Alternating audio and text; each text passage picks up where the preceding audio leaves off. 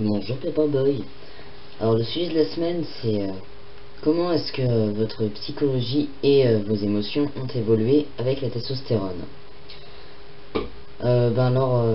Moi avant d'être sous T, j'avais une période suicidaire, je me mutilais et puis quand on me mégenrait, j'essaie d'argumenter mais j'avais du mal. Et puis j'avais plus de dysphorie que maintenant. Par rapport à ce qui est des émotions, j'avais fait une vidéo quand j'étais prêté sur ça. Je sais que j'arrive pas trop à réussir à être en colère contre les gens, mais en fait ça se retourne toujours contre moi-même. Et pour ce qui est d'exprimer les émotions, moi je suis assez particulier. J'arrive pas à les exprimer, enfin pas de façon normale. Depuis le mois de fin septembre je crois, ou début octobre, j'arrive même plus à savoir moi-même. J'ai commencé à me mutiler et c'est devenu ma manière de m'exprimer. Parfois ça m'arrive de faire des crises d'angoisse aussi. Je sais pas vraiment pleurer. Enfin, c'est hyper rare que je pleure. Des fois je sens que j'en aurais besoin mais j'y arrive pas. Ouais, en fait mes émotions je dirais que c'est plutôt une sorte de montagne russe. Du coup j'ai vraiment des sauts d'émotions. Enfin j'appelais ça de la boue.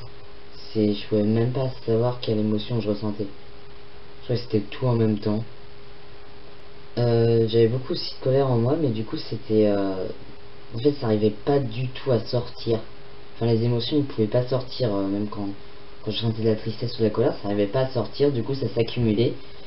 Et c'est ce qui a amené le fait que je me mutilais. Et du coup ce qui est bien c'est que depuis que je suis sous testostérone, j'ai arrêté de me mutiler. Bon après il y a pas que ça, il y a aussi le fait que j'ai découvert la muscu, ce qui m'aide à évacuer. Et puis actuellement je fais toujours de la muscu et puis je vais un petit peu quelquefois à l'escalade. En ce moment je suis un petit peu plus au bloc parce que ça c'est un point qui n'a pas du tout évolué depuis. En gros je vais avoir des périodes où que je vais être hyper sociable et des périodes où je vais être au contraire associable et du coup où j'ai envie d'être seul.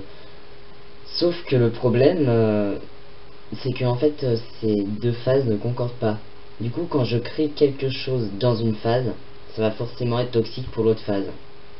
Par exemple si je suis en phase d'hyper sociabilité, comme à mon arrivée à Nantes, et que j'essaye par tous les moyens de me créer un réseau mais énorme, d'aller voir plein de gens, au moment où je serai dans une phase associable, ça va pas être trop bien pour moi parce que je pourrais pas faire un pas dehors sans que quelqu'un me reconnaisse.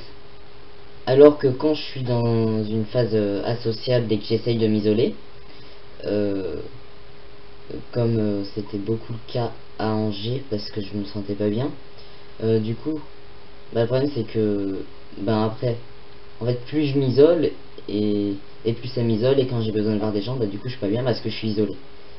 Par rapport au mégenrage, en fait, depuis la testostérone, mais vraiment même quand il n'y avait pas eu encore vraiment de changement, enfin, si le premier changement que j'ai eu, c'était le déclic, mais bon, en soi, c'était pas visible parce que voilà, quoi, je me balade pas à poil tous les jours. Mais il y avait quand même un effet psychologique. J'osais plus répondre par rapport à quand on me mégenrait, c'est vraiment. Je faisais nope, quoi. Je suis un mec, voilà. Euh, Puis du coup, forcément, la dysphorie l'a diminué. En tout cas, par rapport à la voix. Ça fait depuis à peu près mes 7 mois sous testostérone que ma voix me convenait parfaitement et que ça m'aurait pas dérangé si elle aurait pas évolué plus. Alors, elle a évolué plus, mais bon, franchement, quoi, je m'en fous. Du coup, voilà, quoi, ça me convient. Bon, forcément, il y a des trucs que j'aimais bien chanter avant, genre Kyo. J'aime bien ça, c'est de m'amuser à chanter du Kyo. Bon, forcément, vu que j'ai plus la voix assez aiguë pour le faire, ça passe moins. Voilà, quoi, c'est limite. Avant, j'avais la voix trop aiguë. Maintenant, elle est trop grave. Par rapport aux émotions, franchement, c'est beaucoup plus gérable. Et puis même, bah, j'arrive plus à les exprimer.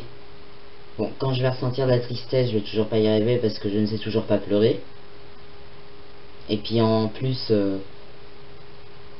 je sais pas si c'est lié, mais j'ai l'impression que, en fait, on a les yeux plus secs.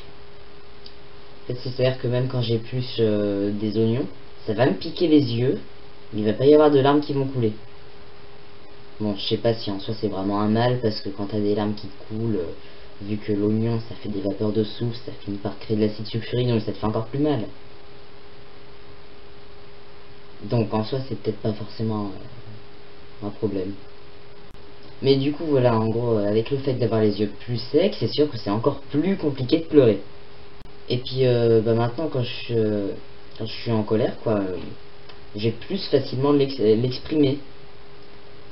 C'est-à-dire que ben, au lieu de me mutiler comme je le faisais avant, bah là quand les gens m'énervent, je vais crier dessus. Je vais les insulter. Par exemple, ben là c'est mes voisins qui ont tendance à faire trop de bruit le soir, ils m'énervent. Du coup, ben j'étais sorti dans le couloir, j'avais remarqué que c'était à peu près toutes les chambres. Du coup, j'ai gueulé un vaugueule général.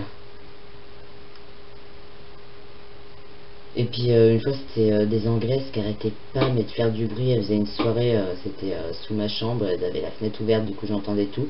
Et j'avais un contrôle le lendemain. En plus le contrôle était un samedi matin, donc déjà que j'étais crevé de la semaine, donc me faire réveiller en plus un samedi matin pour faire un contrôle, c'était chiant. Et du coup bah, si en plus les voisines m'empêchent de dormir, voilà. Donc j'en avais marre, mais j'avais gueulé mais tellement d'insultes en anglais. Bon, enfin, mon vocabulaire est un petit peu limité, quoi. C'était surtout du shut the fuck up. Mais au final, bon, ça servait à rien parce que rigolait, donc ça m'énervait encore plus. Ah, j'ai pris une douche après pour me calmer. Si j'ai trouvé ça comme moyen. Et puis, sinon, ce qui a pas changé, c'est toujours, ben, j'ai certaines phases émotionnelles. C'est quand même un peu moins présent, mais ça l'est toujours. Et en gros, ce que j'avais fait ben, sur mon autre chaîne, sur laquelle j'ai pas posté depuis longtemps d'ailleurs, je m'étais créé des personnages dans lesquels je mets en fait, je mets mes phases dedans.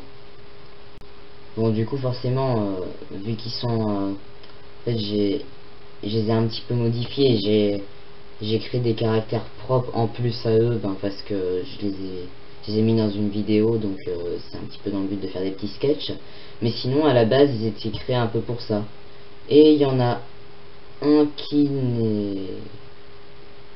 Enfin, que j'ai créé, mais qui n'est pas sur ma chaîne, qui est également mon deuxième prénom, Jimmy, qui est ma première tentative de coming out trans. Quand j'avais vers 11-12 ans. Enfin, j'étais en début de 6ème, du coup ça devait être plus 11 ans. Mais du coup voilà, c'était mal passé. Et puis au final, ce personnage là, c'est aussi un peu d'autres blocages que j'ai qui font que parfois je vais vraiment être un enfant. Du coup, Jimmy, c'est l'enfant éternel. Bye.